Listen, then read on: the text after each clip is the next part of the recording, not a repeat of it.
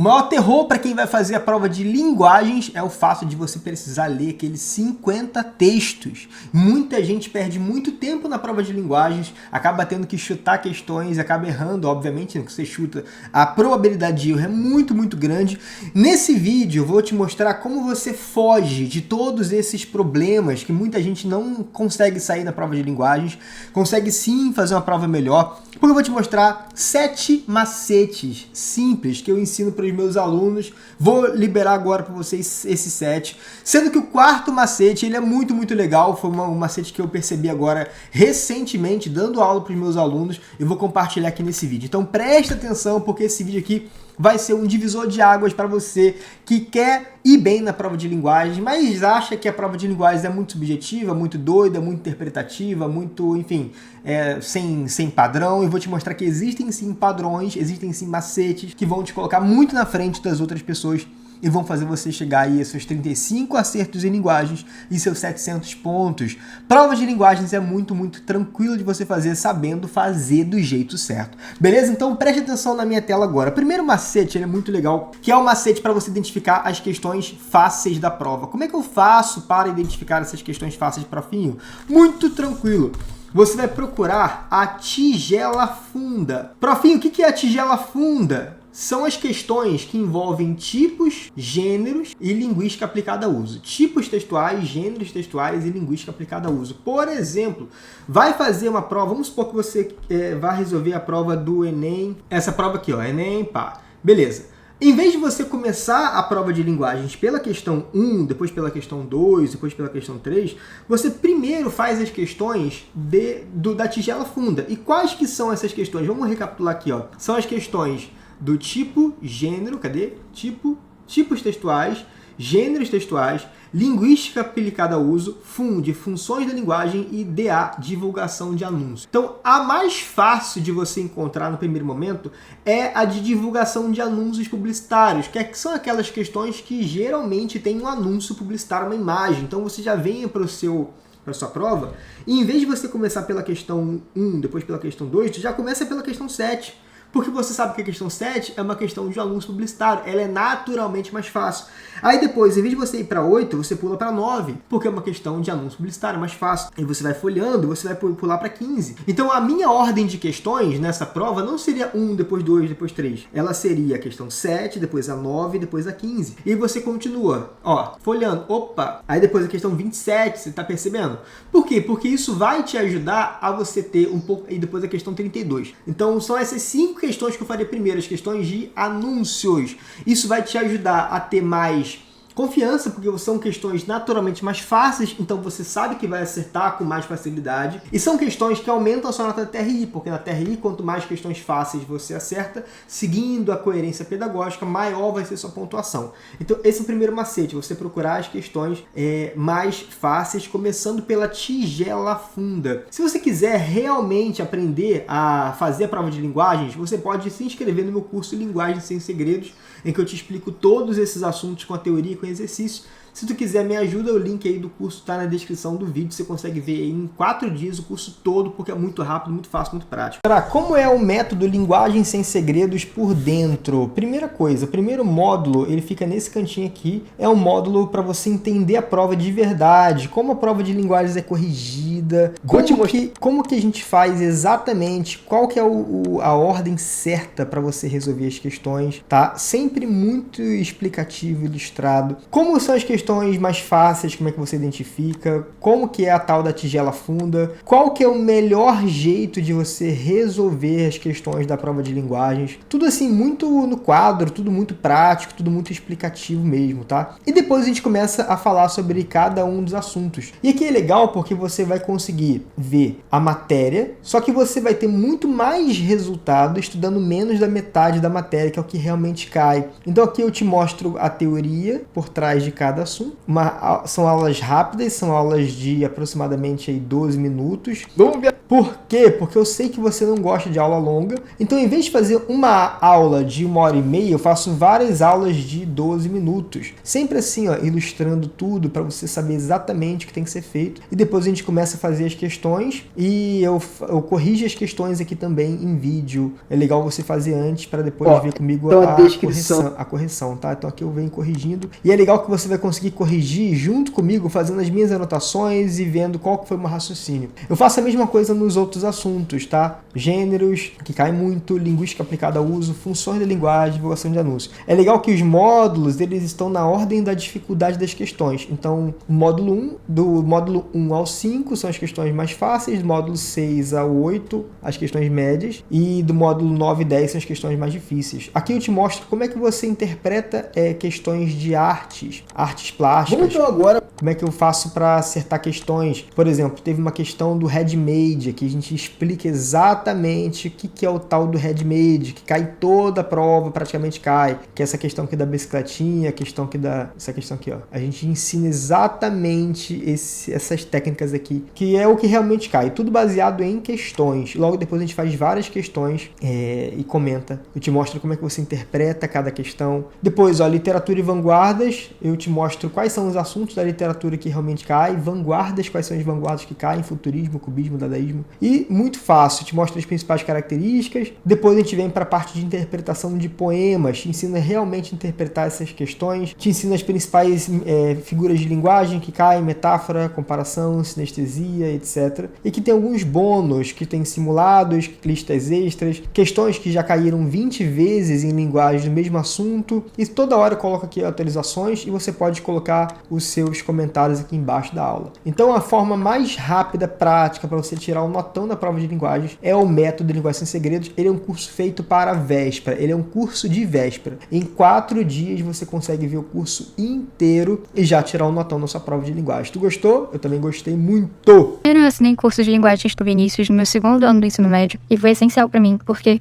eu acertei 36 questões, mas a minha nota foi para 728, porque eu justamente soube acertar as questões certas e o curso ensina isso perfeitamente. Foi maravilhoso. Eu recomendo demais o curso, tenho certeza que todos vocês que assinarem vão adorar. Bom, para você se inscrever no curso, basta você clicar no link que está na descrição do vídeo, e aqui tem alguns depoimentos de alunos que já estão na plataforma e vendo tudo certo e, cara, absurdo. O nosso nível de comprometimento e de evolução com a prova de linguagens é brutal, o tipo de evolução. Galera acertando 38 questões, 35 questões. Igual a Camila, ela fez 36 acertos, mas a nota dela foi essa aqui, ó. 728 na prova de linguagens, num dos anos mais difíceis. Meu Deus, tu quer isso? Eu também quero, então entra no método de Linguagem Sem Segredos para você alcançar essa realização e passar logo na tua faculdade. O segundo macete é muito tranquilo, é quando você vê o macete da Karen. O que é a Karen, profinho? Muito legal. Karen são os gêneros que mais caem na prova de linguagem do Enem. Karen, o C é crônica, artigo de opinião, reportagem, editorial e notícia. São os gêneros que a gente chama de gênero jornalístico. Ou seja, viu lá que o texto da questão ele é de uma revista, de um jornal, você já sabe que o gênero ele vai ser classificado no Karen. Crônica, artigo de opinião, reportagem, editorial e notícia. Eu vou te dar um exemplo aqui, ó, com base nessa questão aqui, por exemplo. Ó, essa questão aqui dá para usar com a Karen. É disponível em Devorador de Livros. E aí você percebe, ó, os gêneros textuais podem ser classificados, entre outros fatores, por seus objetivos. Esse fragmento beleza. Eu sei que o Devorador de Livros é uma revista.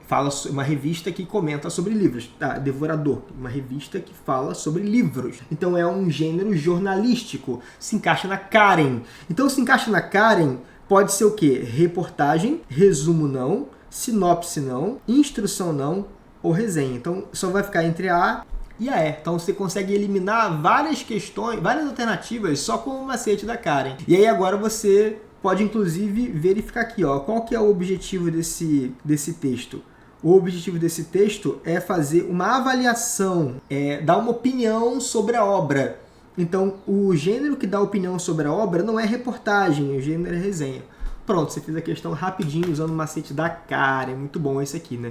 Um outro macete muito legal que eu ensino pra galera do método Linguagem Sem Segredos é o macete para você encontrar as questões médias e difíceis da prova. E para você encontrar as questões médias e difíceis, você busca o ECA, que são as questões médias, e depois o o li e o lírico. Ou seja, o que é o ECA? Estratégias argumentativas, comparação entre textos e artes. Então, por exemplo, se você está folheando a sua prova do Enem e viu lá que o texto é sobre artes plásticas, é uma foto, aliás, é uma escultura ou então uma pintura, você sabe que aquela questão é uma questão média para difícil. E as questões de li eu lírico, as questões de literatura e as questões que falam sobre o eu lírico são questões de poemas, que são questões naturalmente mais difíceis. Então você vai deixar essas questões para o meio, para o final da prova. Então, fazendo aqui uma análise, se você vier aqui nessa prova do Enem e você folheando aqui, você viu, por exemplo, essa foto, você sabe que isso aqui não é uma campanha.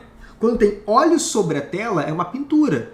Então, essa questão ela foi feita para ser uma questão média ou difícil. E ela tem um nível de prioridade na tua prova, que não é a primeira coisa que você vai fazer, é a última questão que tu vai fazer, uma das últimas. Por exemplo, isso aqui, ó, é uma arte, uma escultura, uma arte plástica. Então, arte fica no meio para o final da prova. E se você encontrar, por exemplo, um poema, e esse poema pedir análise do eu lírico, sabe que aparecer o eu lírico é naturalmente uma questão mais difícil. Você não vai fazer por último, vai fazer depois, tá? Tem muito aluno que fala assim, Parafinho, eu tenho toque, eu não consigo fazer questão 2 sem ter feito a questão 1. Isso aí tu tem que tratar no teu psicólogo, porque vai te acabar a prova de linguagem se tu fizer isso. Eu tenho vários alunos que quando entram no curso falam assim, eu tenho muita dificuldade, Parafinho, que eu não consigo fazer questão 23 e depois a questão 45. Parece que tá errado. Errado é você fazer prova igual criança lá no ensino fundamental, que a tia passa a prova para você, tu faz a questão 1, depois a 2, depois a 3. Você tem que ser sagaz e estratégico. Primeiro fazer as questões do tigela funda, depois fazer as questões do ECA lírico. Para quê? Para isso trazer um pouco mais de previsibilidade e você conseguir fazer as questões da prova na ordem certa, na ordem que o Enem realmente quer. O Enem não quer que você acerte todas as questões, ele quer que você acerte as questões na ordem que você consegue pedagogicamente. A quarta macete é o macete do... que é muito bom esse quarto macete aqui, tu vai gostar muito. É o seguinte, geralmente quando uma questão tem uma linguagem apelativa, o gabarito dessa questão vai ser a palavra, vai começar com a palavra conscientizar. E se não começar com a palavra conscientizar, vai começar com a palavra influenciar. E se não tiver a palavra influenciar, vai ser a palavra injuntivo ou injunção ou variações, porque apelativo, sinônimo de apelativo é injuntivo. E aí é muito incrível você perceber isso. Primeiro você tem que saber o que é uma linguagem apelativa, aquela linguagem que dá ordem, conselho. Geralmente, linguagens apelativas estão associadas à publicidade, a campanhas publicitárias. Então, viu lá, é um texto, é uma campanha publicitária, é uma linguagem apelativa. O gabarito ele vai estar, ele pode, né, 99% dos casos, nesse caso aqui. E vou te mostrar uma lista que eu fiz para os meus alunos dessas questões que caíram e se repetiram 24 vezes o mesmo gabarito. Olha só que doideira. Olha aí. Aqui, ó, tu percebe que nessa questão ele já fala que é uma campanha publicitária ao gabarito. Conscientizar. Olha a próxima. Aqui ele fala sobre campanha publicitária, tá vendo aqui? Ó, gabarito, conscientizar. Mais uma aqui, ó, gabarito, conscientizar. Aqui, ó, campanhas de conscientização visam a persuadir.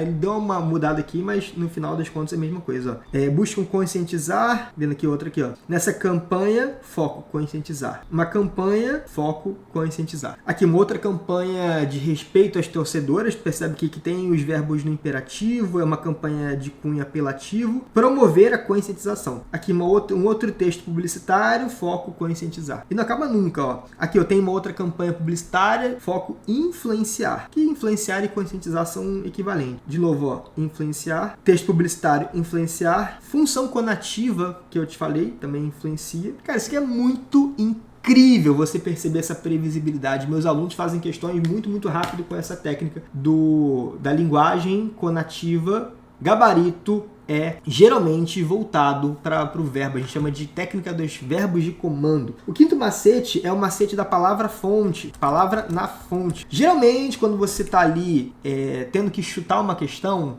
e você quer algum tipo de orientação para chutar, procura a fonte da questão e verifica se na fonte da questão tem alguma forma de orientação. E eu vou te mostrar aqui algumas questões da prova do Enem em que o gabarito estava na própria fonte. Então, por exemplo, aqui, ó, eu tenho aqui a fonte, ó, aptidão física e saúde na educação, ampliando o enfoque. Tá vendo que é ampliando o enfoque. Se você tiver identificado aqui a palavra ampliando o enfoque, entenda uma coisa. Esse aqui é o título do livro. ou o título do artigo em que foi tirado esse texto. Para que serve o título de um artigo, de um livro? O título de um livro ou de um artigo, ele resume o assunto principal que vai ser falado naquele texto, certo? Então, o resumo desse texto, ele foi colocado aqui. E o resumo do texto é tudo que eu quero enquanto candidato que vai fazer a prova do Enem. Então, se você tiver em dúvida, por exemplo, entre a A e a B, você vai marcar B, por quê? Porque na alternativa B tem a própria palavra ampliada que está na fonte. A mesma coisa aconteceu um outro ano,